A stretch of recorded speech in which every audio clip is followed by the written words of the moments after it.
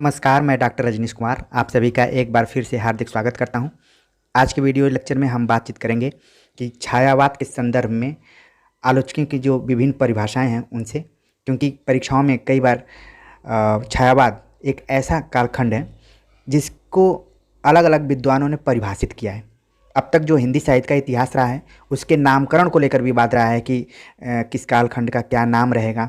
जैसे आदिकाल है और रीतिकाल, इसमें प्रमुख इन कालों का नाम लिया जा सकता है।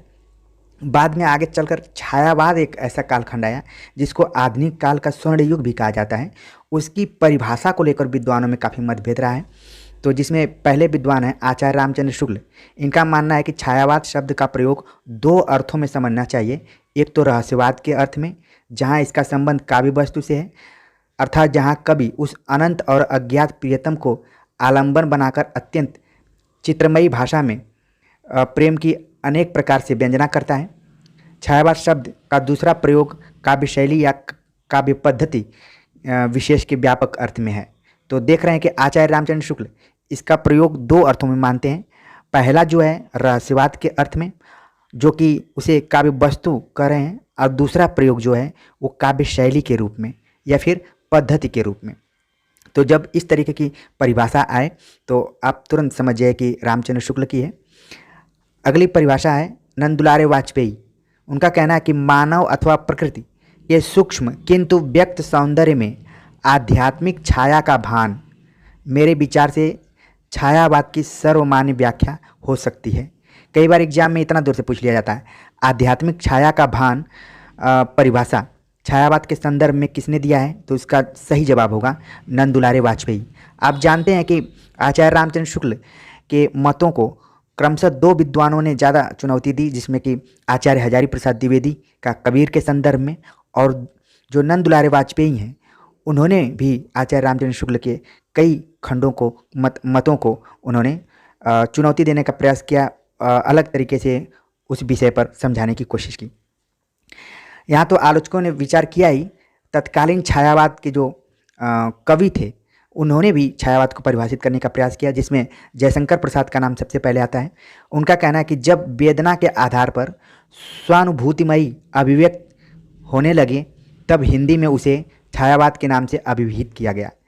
कई बार तो इतना दूर से लेकर इतना दूर के वाक्य को पूछ लिया जाता है परीक्षाओं में कि किसकी परिभाषा है। जयशंकर प्रसाद की परिभाषा छायावाद के संदर्भ में जो है वो लगातार परीक्षाओं में आती रही है, तो ध्यान में रखिए। और दूसरा वाक्य जो है कि ध्वन्यात्मकता, लाक्षणिकता, सौंदर्यमय प्रतीक विधान तथा उपचार वक्रता के साथ स्वानुभूति की विवृत्ति छायावाद की विशेषता है। कई बार इतना वाक्य तोड़कर पूछ लिया जाता है कि किस विद्वान का है, तो ये जयशंकर प्रसाद का इंपॉर्टेंट करके इसको नोट कर सकते हैं। जयशंकर प्रसाद के बाद महादेवी वर्मा ने भी छायावाद को परिभाषित करने की कोशिश की। उनका मानना था कि छायावाद तत्वतः प्रकृति के बीच जीवन का उद्गीत है, उसका मूल दर्शन सर्वात्मवाद है। तो ये महादेवी वर्मा का है, अपने दिमाग में रखिए। इसके बाद सर्वमान्य जो कोटेशन है, परिभाषा है, जो कि परीक्षा में 10 एग्जाम देंगे तो उसमें से 9 एग्जाम में आना तय है, कि डॉक्टर नगेंद्र का मानना है छायावाद स्थूल के प्रति सूक्ष्म का विद्रोह है। वह एक विशेष प्रकार की भाव पद्धति है और जीवन के प्रति विशेष प्रकार का भावनात्मक दृष्टिकोण है। तो एग्जाम में इतना दूर ज़्यादातर पूछा जाता है कि छायावाद स्थूल के प्रति सूक्ष्म का विद्रोह है, किसका मानना है? तो इसका सही जवाब हो जाएगा डॉक्टर नगेंद्र। अगली परिभाषा है डॉक्टर रामविलास शर्मा का कि छायावाद स्थूल के प्रति सूक्ष्म का विद्रोह नहीं रही, वरन थोथी नैतिकता, रूढ़िवाद, सामंती साम्राज्यवादी बंधनों के प्रति विद्रोह रहा है। परंतु यह विद्रोह मध्यवर्ग के तत्वाधान से हुआ था, इसलिए उसके साथ मध्यवर्गीय असंगति, पराजय और पलायन की भावना भी जुड़ी हुई है। तो रामविलास शर्मा नगेंद्र के मतों से थोड़ा सा भिन्न अपने मत को यहाँ पर रख रहे हैं। उनका कहना है कि स्थूल के प्रति सूक्ष्म का विद्रोह नहीं रही है, बल्कि अन्य जो विशेषताएं इसमें बतलाई गई हैं कोटेशंस में, उसको आपको ध्यान में रखना है। अगली महत्वपूर्ण जो परिभाषा है डॉक्टर नामवर सिंह द्वारा दी गई है कि छायावाद उस राष्ट्रीय जागरण की अभिव्यक्ति है जो एक और पुरानी रूढ़ियों से मुक्ति चाहता था, दूसरी ओर विदेशी पराधीनता से। ठीक है। तो सबसे पहले यहाँ पर नामवर सिंह ने इसको राष्ट्रीय जागरण से जोड़कर देखा है, स्वाधीनता आंदोलन से जोड़कर देखा है। काफ़ी इंपॉर्टेंट परिभाषा, छायावाद नाम की इनकी जो पुस्तक है उसमें इस परिभाषा को इन्होंने दिया है, तो आप इसको इंपॉर्टेंट करके नोट कर सकते हैं। अगली परिभाषा है रामस्वरूप चतुर्वेदी की है।